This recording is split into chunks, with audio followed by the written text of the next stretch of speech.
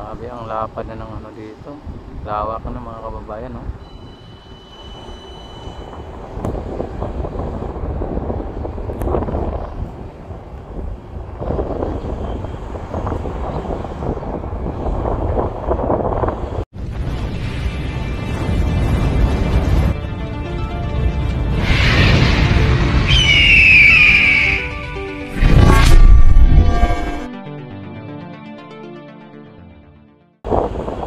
Marami mga kababayan ang lawak na talaga dito. Hindi mo na makita yung tubig dito mga kababayan, no? Sobrang lawak na dito sa reclamation. Yan na dating dagat ngayon ay talagang malabundok-bundok na mga buhangin ang ating makikita dito. Ayan, oh. Grabe.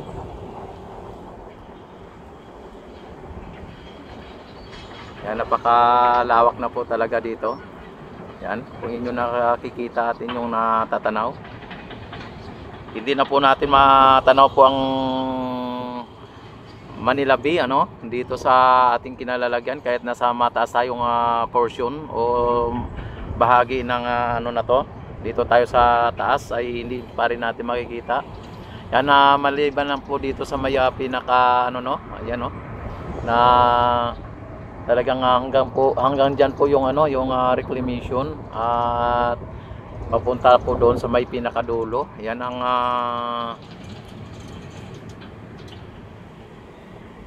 reclamation A, reclamation B and C. Ayan, hindi na natin po makikita dahil po sa napakataas na po ng buhangin o nakatambak dito mga buhangin ang isla na ito. Yan, o. Talagang napakataas na po talagang reclamation na talagang siyang ano, no, nakaharang kung saan hindi na natin makita ang mga katubigan. Ayan. Yan, tuloy-tuloy pa rin po ang kanilang operasyon dito, no, operation dito sa naturang reclamation. Ayan, at talagang nakikita natin may mga heavy equipment at may mga light na vehicles din. Yan, talagang napaka ano na po, no, kalsada, no, napaka tigas ng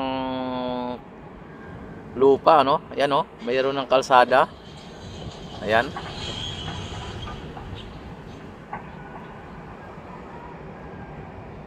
Sobrang lawak na po ang ano dito ngayon, mga kababayan. Pero nanatili pa rin ang ano, no, ang kanal dito, no.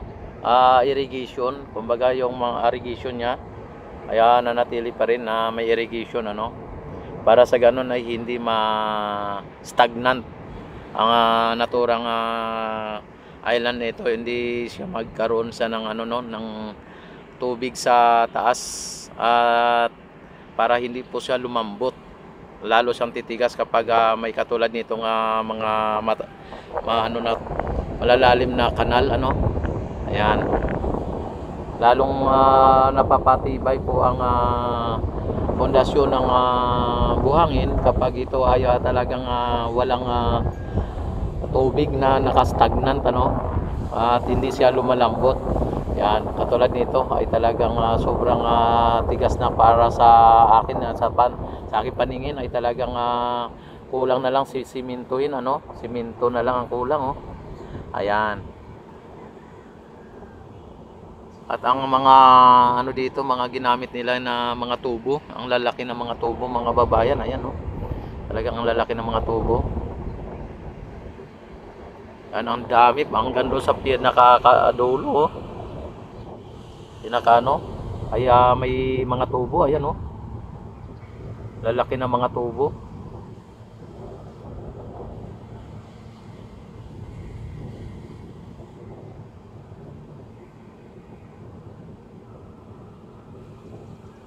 Yan.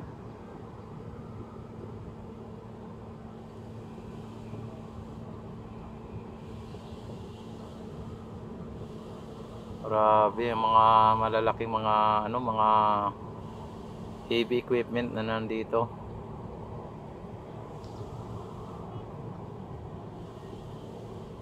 Yung mga dredging vessels na nandun na sa pinakagalit kalagitnaan, at hindi na natin masyado matanaw dito.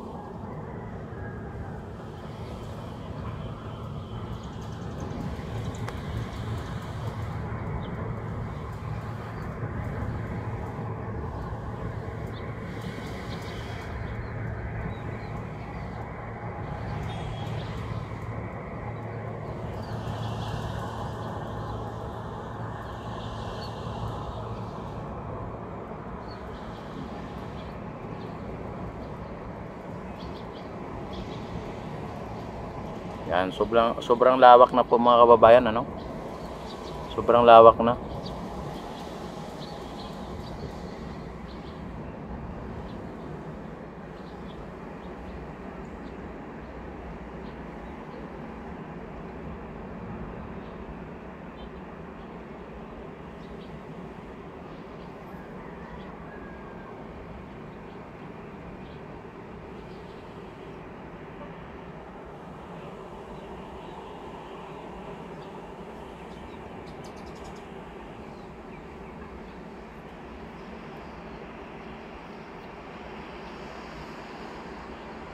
Ayan. Napakalawak na talaga mga kababayan. At dito sa kabila ay ayan ang Molobisya, no? Ayan. At kung inyo napapansin, may gumagawa dito, may crane din dito, oh. At mukhang may gumagawa ng ano dito din, ng gusali na dito sa matagal na ng ano, no? Ayan. At nalagyan na po ng kuryente o ng poste ng kuryente. Ayan.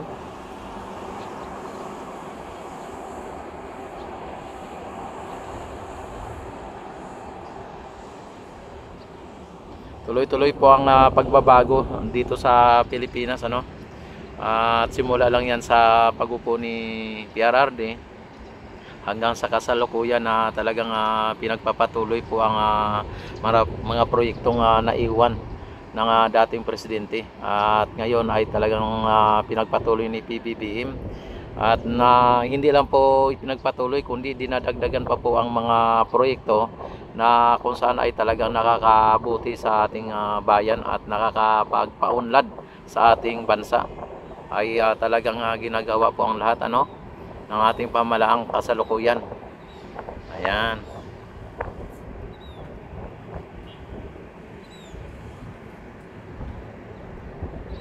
And don't forget to subscribe my YouTube channel and click notification bell, select all na para ma-notify kaagad kayo tuwing ako ay mag-live at mag-upload ng mga bagong videos. Ayan, at ito po ang latest update dito sa Manila Bay reclamation dito sa area ng Pasay. Ayan, ito Island A, at hindi na po natin makita ang Island B, maging ang Island C dito sa banda sa likod ng MUA. Ayan. Maraming salamat at God bless po sa inyong lahat.